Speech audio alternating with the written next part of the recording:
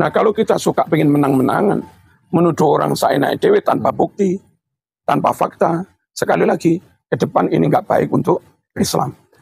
Dan supaya itu nggak lanjut. Kalau memang benar-benar nggak memenuhi syarat kepahlawanan seseorang.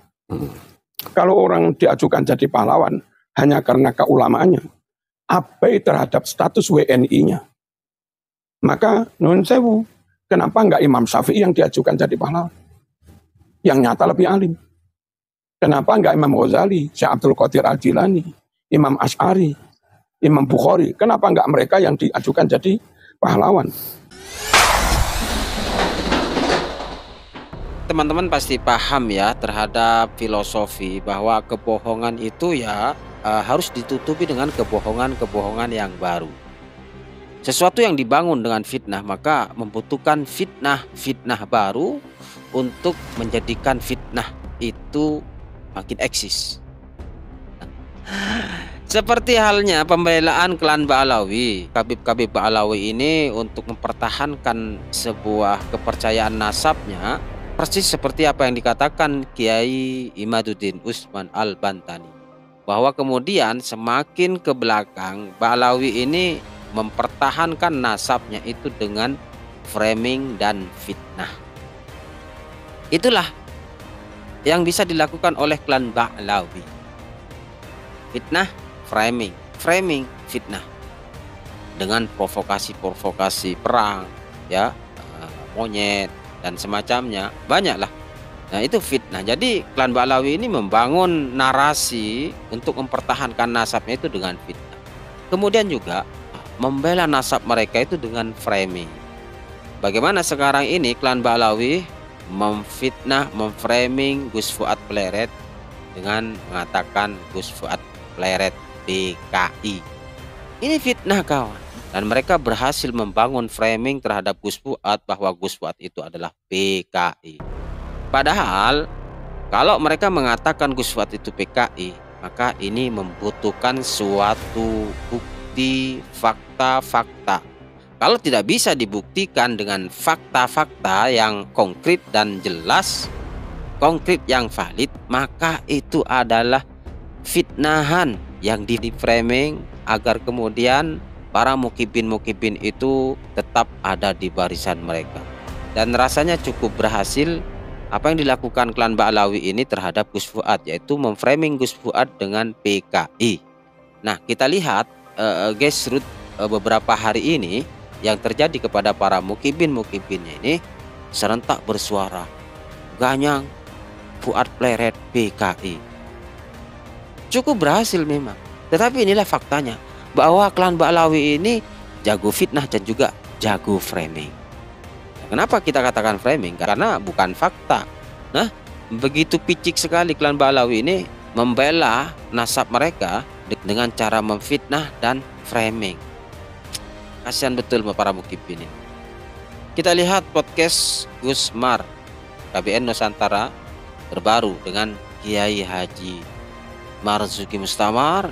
Di situ mengupas tentang betapa bahayanya narasi-narasi klan Ba'alawi dengan narasi perang, narasi monyet, kemudian fitnahan mereka, dan juga framing mereka ini yang membahayakan dalam konteks beragama, berbangsa, dan persatuan. Ini luar biasa dibahas semua oleh Kiai Marzuki Mustamar. Nyatanya Yaman beda. Berarti kalau ada yang klaim ijma, itu klaim sepihak. Ijma kayak apapun kalau sepihak namanya bukan ijma. Subjektivitas. Enggak qot'i. Kalau enggak qot'i ya enggak bisa, yang enggak sama lalu disebut murtad, kafir, halal darahnya. Mohon semuanya umat atau siapapun, jangan sampai fanatisme itu mengalahkan syariat. Jangan sampai fanatisme mengalahkan dalil besok dihisab. Lalu nyun sewu untuk memperkuat kekotian misalnya, apa salahnya dites DNA, apa salahnya uji forensik dan yang lain-lain. Kalau buku nasabnya beda-beda, bukti tes DNA tidak ada, hasil uji forensiknya juga tidak, lalu menganggap itu sudah qot'i. Itu qot'i dari mana? Dasarnya apa? Dasarnya apa? Tidak bisa. Kemudian nyun sewu sampai istihza. Kelompok yang ikuti itu monyet. kelompok yang ngikuti itu PKI. Bahwa orang itu disebut PKI, itu ada datanya. Dia hidup tahun berapa? Orang lahir tahun 60. PKI meletus tahun 65. Orang itu masih umur 5 tahun. Mana mungkin orang umur 5 tahun disebut aktivis PKI. Apalagi si Ustadz itu lahir tahun 70 sekian. Buyar sudah PKI. Lalu orang itu dituduh jadi PKI. Mohon menvonis orang tanpa bukti ngawur. Itu juga nggak benar. Dan kalaupun dengan vonis ini berhasil menframing, menang di framing, maka nyun sewu. Ke depan ini nggak baik untuk Islam. Ini masuk data di medsos, masuk di digital, 50 tahun ke depan, cucu-cucu ini buka medsos, ya kan? Oh ternyata fulan-fulan ini suka begini, fulan ini suka bohong. Nah khawatir kami, nanti non-muslim, Kristen atau apa, enggan masuk Islam, ragu akan masuk Islam, karena ketika mereka buka data digital, menemui orang-orang yang dianggap tokoh Islam itu suka bohong. Itu yang bahaya bagi masa depan Islam. Ojo syukur pengen menang framing, bahwa kebenaran faktual itu penting. Kebetulan kebenaran verifikatif itu penting. Kebenaran yang konkret itu penting, valid itu penting. Sehingga kalau tokoh-tokoh Islam atau yang ditokohkan Islam dalam jejak digital senantiasa berpegang harus sotik dan amanah. Harus jujur, valid, kredibel, amanah. Maka sampai kapanpun orang di luar Islam menyalahkan Islam nggak bisa. Meragukan kebenaran Islam nggak bisa. Karena semua tokoh Islam berkomitmen haram, goro sak rambut aja haram. Khianat sak rambut aja haram. Nah kalau kita suka pengen menang-menangan, menuduh orang saenake dewe tanpa bukti, tanpa fakta, sekali lagi ke depan ini nggak baik untuk Islam. Makanya Muhammad Abduh pernah bersinyalemen, al-Islam mahjubun bil muslimin. Islam itu malah terhijab, sulit dakwahnya diterima orang. Ya kadang karena perilaku umat Islam begini yang kurang ilmiah, ngawur. Jadi ayo jangan berorientasi, sing penting menang, ojo. Ayo berorientasi nawa itu nyari kebenaran. Kalaupun akhirnya yang benar itu A dan kita salah, ya gentle kita akui kita salah. Mending kita ngakui kesalahan tapi akhirnya memihak pada kebenaran. Daripada tetap merasa menang tapi ternyata ada di kebatilan. Imam Syafi'i kalau munazoroh, diskusi, debat, seminar, terus ternyata nyun sewu, musuhnya ini kalah. Dan mengakui dengan gentle kebenaran Imam Syafi'i. Imam Syafi'i malah takut pada orang ini. Dihormati sebegitu rupa. Orang ini wali Allah. Di depan umum demi hak. Dia nggak malu mengakui kesalahannya. Berarti benar-benar orang ini nyari hak. Dulu itu akhlak orang munadharah itu kayak begitu. Jadi Imam Syafi'i malah hormat banget kepada pihak yang ngaku salah. Nah, perkara sekarang nggak begitu, berarti ada indikasi yang dicari bukan al-haq. Yang dicari adalah kemenangan dan itu nun sewu, itu nafsu. Kepentingan. Itu kepentingan, itu setan. Mohon jangan gampang menerima fatwa bunuh. Awas besok dihisap. Terus kalau masih sama-sama bersyahadat, nggak bisa lah kita saling mengkafirkan. Ini kayak di Timur Tengah ya? Nah, akhirnya kayak begitu. Ya dosa, ya remek.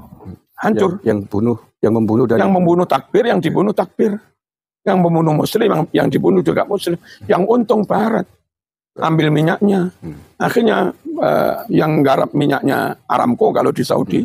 Dan persentasenya untuk Amerika sekian %. Betul. Dan provokasi itu Kiai, itu sangat berbahaya dan sudah menimbulkan reaksi yang sangat tidak produktif bagi persatuan. Sudah terjadi di Karanganyar, terjadi di Klaten, ada Mbah Mufid dipersekusi, di Cilacap juga. Semuanya pengikutnya yang menyuruhkan perang itu. Kiai. Artinya kalau itu dibiarkan, niscaya akan terjadi hal-hal yang serupa di tempat lain. Nah, pihak-pihak yang merasa dituding PKI, dilecehkan, atau dianggap halal darahnya, kan tentu tidak mungkin berdiam diri, Kiai. Kan ada kewajiban membela diri juga kan, Kiai. Walaupun kalau kemudian ini diladenin ya, resikonya pertumpahan darah sesama muslim itu, Kiai. Nah, untuk mencegah itu, menghindari itu, mestinya negara itu kan bertindak, Kiai. Kalau menurut kami, waspada itu penting. Bersiap-siap juga penting. Tapi sungguh berkuar-kuar dari pihak manapun itu nggak baik. Tirulah kucing yang membidik tikus. Dia mesti diam, senyap, silent, mengendap-endap. Tiba-tiba sit gitu ya? Tiba-tiba set, tikusnya kena. Santri bodoh, ono santri putri ayu, ngomong neng koncone, aku pengen cakui. Aku pengen cakui pengumuman. Diambil orang. Begitu bulan depan kau lamar sudah jadi istri orang. Kalau orang pinter punya rencana, punya strategi, dan diam. Tapi diam-diam dia bersiap. Nah, kafus so'il, berupaya keras menolak, menghindarkan terjadinya kejahatan terhadap diri kita ataupun orang lain itu wajib. La dororo wala diror. Tapi sungguh bijaksana. Ono laler, ojo sampai dikepuk karo linggis. Itu juga penting. Ojo sampai gara-gara laler, lamu mau kepuk karo linggis. Laler rung mesti kena, lamu rung mesti kena. Baduke nyonyor. Nah sungguh menjaga persatuan itu penting juga. Menjaga situasi kondusif itu penting juga. Tapi membela diri penting juga. Nah, itu tadi, tirulah kucing. Diam-diam kita punya kekuatan. Kalaupun latihan pun mungkin, saya nggak usah pakai identitas. Dan latihannya jam 1 malam, di lapangan yang peteng-peteng. Tapi di pojok-pojok ya ada yang jaga. Dan sudah matur kepada aparat kami akan melakukan latihan. Nggak muncul di medsos, nggak muncul di mana-mana. Tahu-tahu di kanan kiri rumah Mbah Mufid sudah ada laskar-laskar. Tahu-tahu di kanan kiri rumah Gus Abbas ada laskar-laskar. Yang mungkin mereka itu sambil jualan cilok, sambil apa. Dan seterusnya. Itu yang kami maksud. Bersiap, oke, kuat, tapi ya silent. Nah kalau rame-rame, itu tadi ditepuk wong liya. Ditepuk wong liya. Dan tentu ada aparat, ada hukum. Jangan sampai nggak koordinasi dengan aparat. Toh pada akhirnya yang berwenang menindak, itu juga aparat. Terus Kiai, akhir-akhir ini kan khususnya PBI LS ya, di sejumlah wilayah bergerak melaporkan provokasi Rizik Syihab itu terkait provokasi perangnya itu, termasuk di Banyumas kita baru saja melaporkan hari kemarin. Menurut Kiai gimana strategisnya? Serius penting dan silent juga penting. Jangan hanya rame-rame di dunia maya, tapi akhirnya tumpul di meja hijau. Teman-teman harus benar-benar menyiapkan tim advokasi dan mungkin yang sampai kaliber nasional lah orang-orang serius memang membuat tuntutan. Di tracking, cari bukti-bukti fulan-fulan ini melakukan penghinaan terhadap Mbah Hasyim Asy'ari. Cari buktinya sampai dikumpulkan layak sah untuk alat menggugat. Fulan-fulan ini mengatakan nonsewu Gustur Yahudi, PKI macam-macam. Cari. Fulan-fulan ini menyebut NU Islam Nusantara sesat. Kayak begini, ayo bekerja serius, ada tim. Mungkin ada yang punya alat kayak intelijen itu, men-tracking nomornya fulan, jret. Terekam semua, rekamannya masuk di situ semua. Dipilih-pilih, diverifikasi, mana yang layak jadi bukti untuk dinaikkan pada gugatan. Harus ada tim seperti itu, kerja serius. Jangan sembarangan orang, mereka harus sekelas nasional. Nah, benar-benar dilakukan gugatan itu. Sehingga kita di bawah tetap tenang menjaga pengajian, menjaga manakiban, menjaga kiai. Tahu-tahu diam-diam gugatan sudah diterima di pengadilan misalnya. Ya sekaligus hal itu menjadi masukan bagi teman-teman di jajaran pengurus pusat PWI Laskar Sabilah. Insyaallah gerakan ini sepertinya memang akan masif gerakan pelaporan.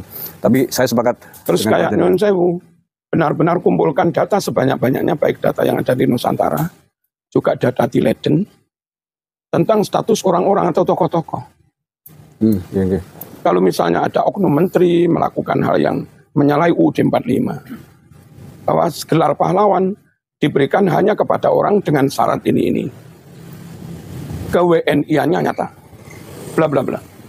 Lalu perannya dalam memperjuangkan kemerdekaan Indonesia juga sangat signifikan. Nggak mekor tokoh ecek-ecek di satu titik. Itu lakukan semacam somasi atau apa. Lakukan mungkin ke KY atau mana. Supaya itu nggak lanjut. Kalau memang benar-benar nggak memenuhi syarat kepahlawanan seseorang. Kalau orang diajukan jadi pahlawan hanya karena keulamaannya, abai terhadap status WNI-nya, maka nun sewu, kenapa enggak Imam Syafi'i yang diajukan jadi pahlawan? Yang nyata lebih alim. Kenapa enggak Imam Ghazali, Syekh Abdul Qadir Al-Jilani, Imam Asy'ari, Imam Bukhari? Kenapa enggak mereka yang diajukan jadi pahlawan? Kalau alasannya itu layak karena alim, karena dakwahnya. Pengikutnya banyak. Pengikutnya banyak. Lebih banyak Imam Syafi'i pengikutnya. Ya, kalau Alasannya hanya karena pengikutnya banyak, dia alim. Ya kan? Ya. Terus kalau dia nyun sewu ulama dan di Indonesia pun punya murid yang banyak. Syekh Nawawi Al-Bantani kurang apa? Oke. Terus Syekhona Khalil kurang apa? Syekh Mahfud At-Turmusi kurang apa? Syekh Yasin Al-Padani kurang apa? Syekh Khatib As-Sambas kurang apa? Ya, Mbah Tim Yati Banten kurang apa? Mbah Tim Yati Termas kurang apa? terus Kiai Karim Lirboyo kurang apa? Alim. Kita punya karangan. Alumni ratusan ribu. oke. Dan tersebar secara nasional, Dan ke-WNI-annya nyata. tidak diragukan. Oke. Sungguh kepahlawanan itu dianugerahkan pada orang yang komitmennya membela negara nyata, Oke. Pakat. perjuangannya juga sangat signifikan untuk kemerdekaan bangsa ini, perannya luar biasa, plus ke-WNI-annya Ya. nggak ada subhat sama sekali, 100% top. Yang memenuhi syarat seperti itu, nggak alim bahkan nggak muslim itu loh dapat gelar, kayak Yosudarso, kayak A.A. Maramis, kayak Ngurah Rai. Sebaliknya sealim kayak apapun, kalau jejak perjuangannya nggak ada. Nggak ada. Atau ke-WNI-annya diragukan, atau enggak ada. Maka negara juga merasa enggak perlu memberi gelar pahlawan pada mereka. Kalau itu layak diberi gelar, sekali lagi, Mbok Imam Syafi'i dianugerahi.